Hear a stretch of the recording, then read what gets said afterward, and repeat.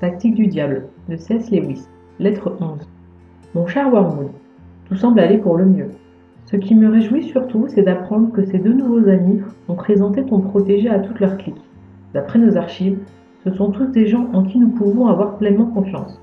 Moqueurs et mondains invétérés, ils sont parfaitement conséquents avec leurs principes et, sans jamais commettre de crimes spectaculaires, progressent doucement mais sûrement vers la maison de notre Père. Tu me dis que ce sont de grands rieurs. J'espère que tu ne t'imagines pas que le rire, en tant que tel, soit un atout dans votre jeu. Il vaut la peine d'examiner ce point d'un peu plus près.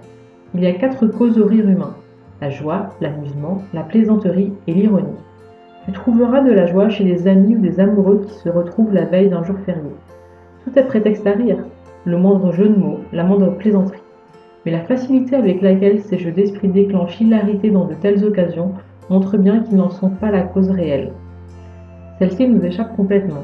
Quelque chose de similaire s'exprime aussi au travers de cet art détestable que les hommes appellent la musique. Et il se passe quelque chose d'analogue au ciel, une accélération ridicule du rythme de la vie céleste, que nous ne pouvons pas percer à jour. Ce genre de rire n'avance nullement notre travail et devrait systématiquement être découragé. Surtout que le phénomène en soi a de quoi nous dégoûter, étant une insulte au réalisme, à l'austérité et à la dignité de l'enfer. L'amusement, très proche de la joie, est un genre d'écume émotionnelle que forme l'instinct du jeu. Il ne nous sert pas à grand chose. Il s'utilise à l'occasion pour distraire un homme de ce que l'ennemi aimerait qu'il ressente ou qu'il fasse. Mais en soi, l'amusement développe des tendances nettement contre-indiquées. Il favorise la charité, le courage, le contentement et bien d'autres mots du même genre. La plaisanterie, qui résulte de la perception subite d'une incongruité, nous offre un champ d'action autrement prometteur. Je ne pense pas tellement à la plaisanterie grossière et obscène qui, tout en étant le cheval de bataille de tous les tentateurs de second ordre, a souvent des résultats décevants. En fait, sur ce point, les hommes se divisent assez nettement en 2 catégories. Pour les uns, il n'y a pas de passion qu'il faille prendre plus au sérieux que le désir sexuel, et une histoire licencieuse cesse d'être indécente dans la mesure où elle devient drôle. Mais chez les autres, le rire et le désir sont excités au même moment et par la même chose. Les uns plaisantent à propos des questions sexuelles parce qu'elles donnent lieu à bien des incongruités. Les autres s'intéressent aux incongruités parce qu'elles leur fournissent un prétexte, parler de questions sexuelles. Si ton protégé appartient à la première catégorie, l'humour grivois ne te sera d'aucun secours. Jamais je n'oublierai les heures que j'ai perdues, des heures assommantes, à traîner dans les bars et les fumoirs avec l'un de mes premiers protégés avant d'avoir appris ce principe. Arrange-toi pour savoir de quelle catégorie ton protégé fait partie et veille à ce qu'il ne le découvre pas lui-même. La vraie utilité de la plaisanterie ou de l'humour se trouve ailleurs. Il y a surtout beaucoup à en espérer chez les Anglais qui prennent leur sens de l'humour tellement au sérieux qu'une déficience dans ce domaine est presque la seule à leur inspirer de la honte. L'humour est la panacée qui console le tout et, il faut bien noter ceci, qui excuse n'importe quoi dans la vie. Par conséquent, c'est un moyen inestimable pour détruire tout sentiment de honte.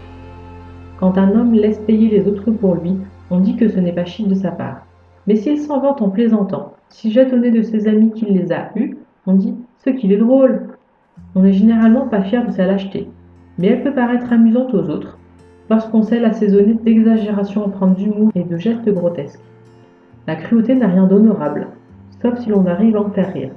1000 plaisanteries licencieuses ou blasphématoires ne conduiront pas un homme aussi sûrement à la damnation que la découverte qu'il peut se permettre presque n'importe quoi et recueillir non pas la désapprobation, mais l'admiration de ses amis s'il peut faire passer la chose comme une bonne blague. Et ce danger, tu peux presque entièrement le cacher à ton protégé grâce à l'importance que les Anglais attachent à l'humour. S'il avait un jour le sentiment de dépasser la mesure, souffle-lui à l'oreille qu'il a des réactions puritaines ou qu'il manque d'humour. Mais l'ironie est ce qu'il y a de meilleur. Tout d'abord, elle est très économique. Il faut un homme qui ait de l'esprit pour réussir une plaisanterie fine sur la vertu ou sur n'importe quoi d'autre. Mais on peut apprendre à n'importe qui à tourner la vertu en dérision. Entre gens ironiques, la plaisanterie est toujours sous-entendue. Personne ne fait vraiment de blagues, mais chaque fois qu'ils abordent un sujet sérieux, on a l'impression qu'ils y ont déjà trouvé un aspect ridicule. Une fois l'habitude prise, l'ironie entoure l'homme de la carapace la plus efficace contre l'ennemi. De plus, elle ne l'expose à aucun des dangers que comportent les autres causes du rire.